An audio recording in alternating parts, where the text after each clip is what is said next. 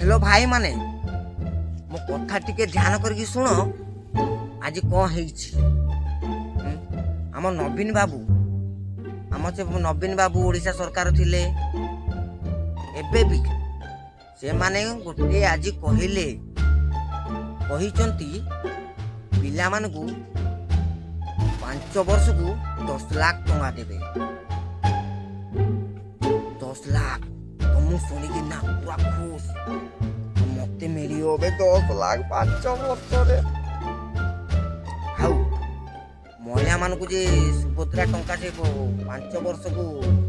मिलियो केते 50,000 टंका कि आमे तो 10 लाख टंका मिलिबो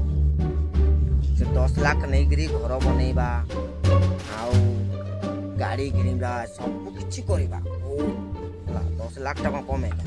आम नवीन बाबू कहते कौ योजना मु आउ गोटे वीडियो आपण मानकू कहबी वीडियो को शेयर करो सब्सक्राइब करो कमेंट करो लाइक करो ठीक अच्छे नमस्कार।